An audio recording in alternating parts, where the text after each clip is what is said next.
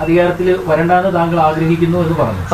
UDF ഇപ്പോഴത്തെ survey ഫലം പോലെ UDF എങ്ങാണോ അധികാരത്തിൽ വന്നാൽ താങ്കൾ നേരത്തെ പറഞ്ഞ പോലെ ഇവിടെ മുസ്ലിം ലീഗ് ആയിരിക്കും ഈ UDF ഭരണത്തെ നിയന്ത്രിക്കുകയും ഈ കാര്യങ്ങൾ മൊത്തം തീരുമാനിക്കുകയും ചെയ്യുന്നതെന്ന് താങ്കൾ വിശ്വസിക്കുന്നു?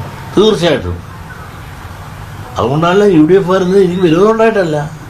ഇവിടെ ആര് ഭരിക്കുന്നു? നിങ്ങൾ ഒരു അനുഭവം കൊണ്ട് കണ്ടിട്ടുണ്ടല്ലോ. അവർ ജനാധിപത്യത്തെ വല്ല മാനിക്കുന്നുണ്ടാവും.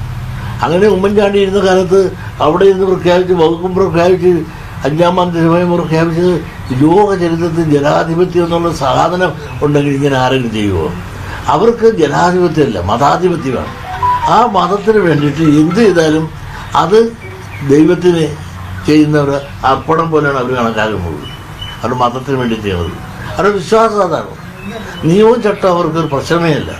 അതുകൊണ്ട് ഈ രാജ്യത്ത് UDF ഭരണത്തിൽ വന്നാൽ ഇവിടെ കണക്കാൻ പോകുന്നത് ലീഗ് ഭരണവും ലീഗിൻ്റെ ആധിപത്യവും മതാധിപത്യവും. അതെന്താടാ ചെറ്റ നടേശ? ലീഗ് ഭരിച്ചാൽ എന്താ കുഴപ്പം? പിണറായി വിജയന് ഭരിക്കാമെങ്കിൽ, VS അച്യുതാനന്ദന് ഭരിക്കാമെങ്കിൽ, ഉമ്മൻചാണ്ടിക്ക് ഭരിക്കാമെങ്കിൽ, AK ആന്റണിക്ക് ഭരിക്കാമെങ്കിൽ ലീഗിന് ഭരിച്ചാൽ എന്താടാ കുഴപ്പം ചെറ്റ നടേശ? നടേശൻ കുറേ കാലമായിട്ട് ഡെങ്കോലിട്ട് തിരിച്ച് പലതും നേടാനുള്ള ഒരു വഴിയായിരുന്നു. ഇപ്പം നടേശൻ എന്താ പറയുന്നത്? UDF അധികാരത്തിൽ വന്നാലേ ലീഗ് ഭരിക്കും. എന്താടാ നടേശ ലീഗിന് ഭരിച്ചാൽ? എന്താടോ മോനെ, ലീഗ് ഭരിച്ചാൽ എന്താണ് കുഴപ്പം? എന്താണ് കുഴപ്പം? ലീഗിനെന്താ ഭരിക്കാൻ അർഹതയില്ലേ? ലീഗിന് എല്ലാ അർഹതയുമുണ്ട്. ലീഗ് ഈ രാജ്യത്ത് ഭരണഘടന അംഗീകരിച്ച ഒരു പാർട്ടിയാണ്. ഈ രാജ്യത്തെ എല്ലാ അവകാശങ്ങളും അനുവദിച്ചു നൽകുന്ന ഒരു പാർട്ടിയാണ് മുസ്ലിം ലീഗ് എന്ന് പറയുന്നത്. ആ പാർട്ടിക്ക് പിണറായി വിജയന് ഭരിക്കാമെങ്കിൽ ലീഗിനും ഭരിക്കാം. മനസ്സിലായില്ലേ? നടേശൻ എന്തോ പിണറായി വിജയൻ്റെത് ഊമ്പിയിട്ട് മതി വന്നില്ല എന്ന് തോന്നുന്നുണ്ട്. ഇനിയും ചാവുന്നത് വരെ നടേശന് ഊമ്പൽ വിദഗ്ധനായിട്ട് തുടരാനാണ് ആഗ്രഹം എന്നാണ് തോന്നുന്നത്. അതുകൊണ്ടാണ് നടേശന് പിണറായി വിജയൻ്റെ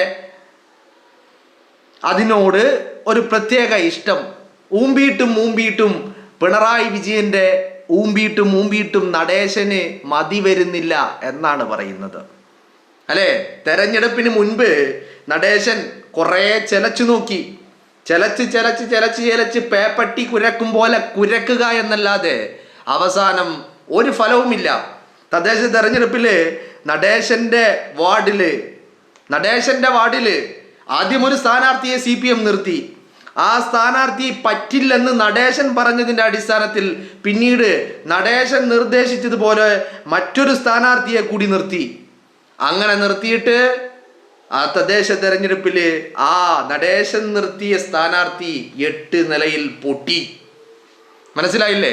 നടേശൻ കഴിഞ്ഞ കുറേ വർഷങ്ങളായിട്ട് പിണറായി വിജയൻ്റെത് ഊമ്പുകയും അതോടൊപ്പം കേരളത്തിൻ്റെ പൊതുസമൂഹത്തിന് മുന്നിൽ സോഷ്യൽ ഫാബ്രിക്കിനെ തകർക്കാൻ വേണ്ടിയിട്ട് എന്ന് പറഞ്ഞാൽ ഇവിടുത്തെ മതസാഹോദര്യ അന്തരീക്ഷം, ഇവിടുത്തെ ഒരു സെക്കുലർ മതേതരത്വം, അതിനെ വിള്ളൽ വീഴ്ത്താൻ വേണ്ടി 1000 തവണ ശ്രമിച്ചു കൊണ്ടിരിക്കുന്നു.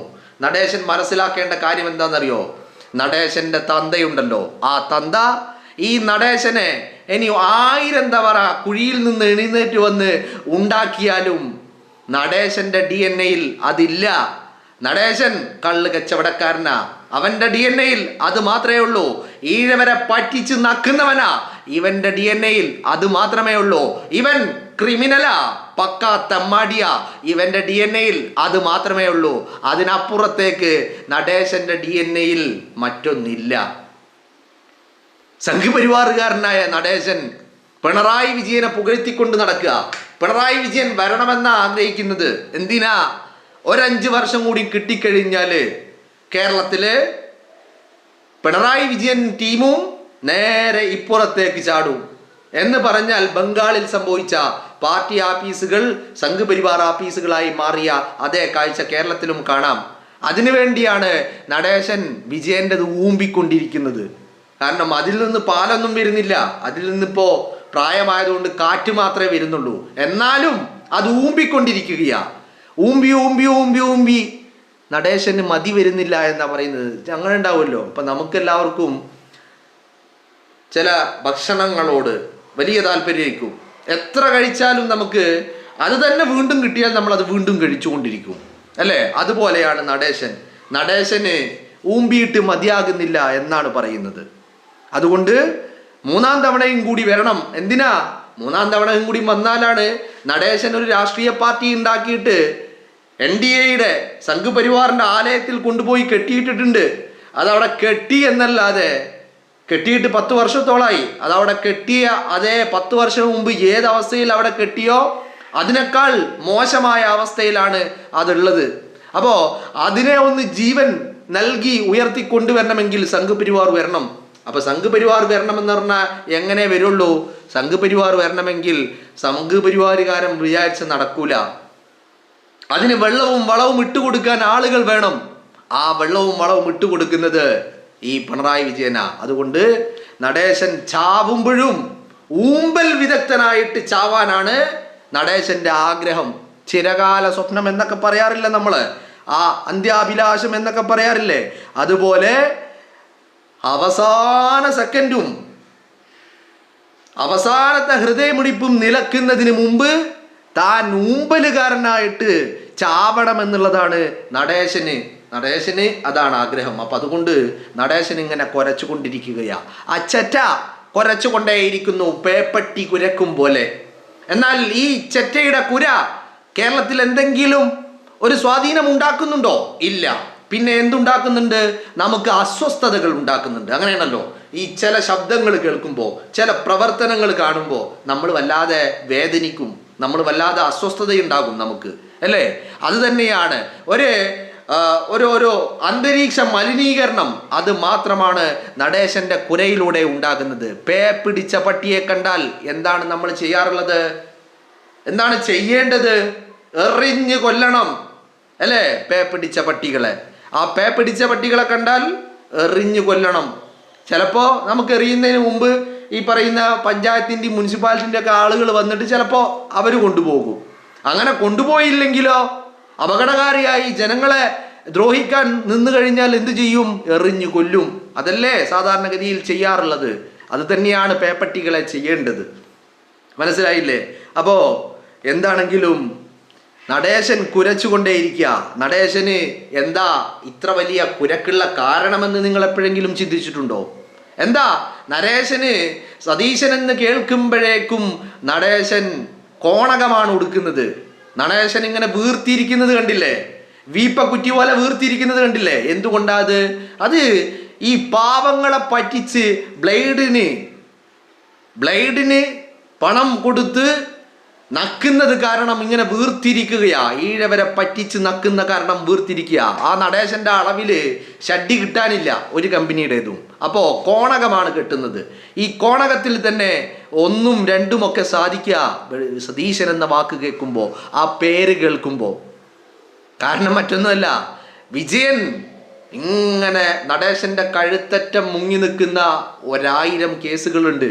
ഈ കേസുകളൊന്നും ഒരു നീക്ക് പോക്കും ഇല്ലാതെ നടേശൻ ചാവുന്നത് വരെ ആ കേസുകളായി നിലനിൽക്കുമെന്നല്ലാതെ അതിന്മേൽ ഒരു തുടർ നടപടികളും ഇല്ലാതെ ഇങ്ങനെ വൈകിപ്പിച്ചു കൊണ്ടിരിക്കുക. മനസ്സിലായില്ലേ? എന്നാൽ അവിടെ സതീശൻ വന്നാലോ? സതീശൻ വന്ന വെരി നെക്സ്റ്റ് മൊമെന്റ് ഈ നടേശനെ തൂക്കിയെടുത്ത് അകത്തിടും. ആ ഭയം വല്ലാതെയുണ്ട്. പിന്നെ വേറൊരു പ്രത്യേകത കൂടിയുണ്ട് നടേശനെ സംബന്ധിച്ചിടത്തോളം.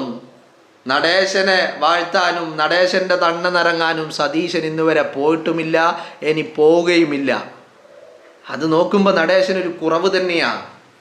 അങ്ങനത്തെ ഒരാൾ തൻ്റെ മുന്നിൽ നട്ടല് നിവർത്തി നിൽക്കുന്ന ഒരാൾ, അത് സതീശനാ. ആ സതീശനെ കാണുമ്പോൾ നടേശന്റെ മൂലക്കുരി ഇങ്ങനെ പൊട്ടുക.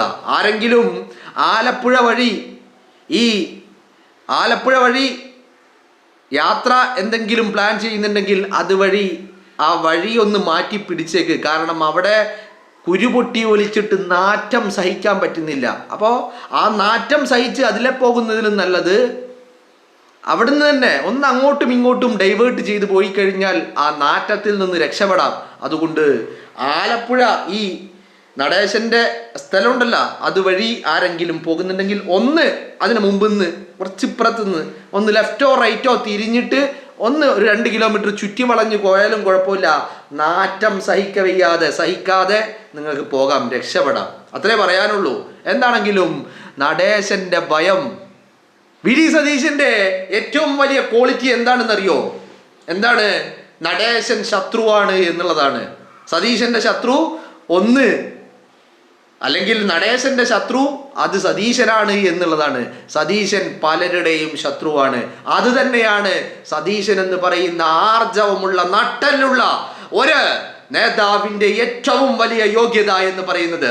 ഇവനെ പോലെയുള്ള തീട്ടങ്ങൾ ഇങ്ങനെ ഈച്ചയാർക്കൂല തീട്ടത്തിന് മുകളിലൂടെ, അതുപോലെ ഇങ്ങനെ കരഞ്ഞുകൊണ്ടും കുരച്ചുകൊണ്ടുമേ ഇരിക്കട്ടെ. ലീഗ് ഭരിച്ചാൽ നടേശ നിന്നെയൊക്കെ ആരടാ? തീട്ടത്തില് ഉണ്ടാകുന്ന കൃമികീടങ്ങളില്ലേ, ആ കൃമികീടങ്ങളുടെ വില പോലും നടേശന് കേരളത്തിന്റെ പൊതുസമൂഹത്തിൽ ഇല്ല എന്നുള്ളത് നടേശൻ മനസ്സിലാക്കിയാൽ മതി. അത്രയേ ഉള്ളൂ.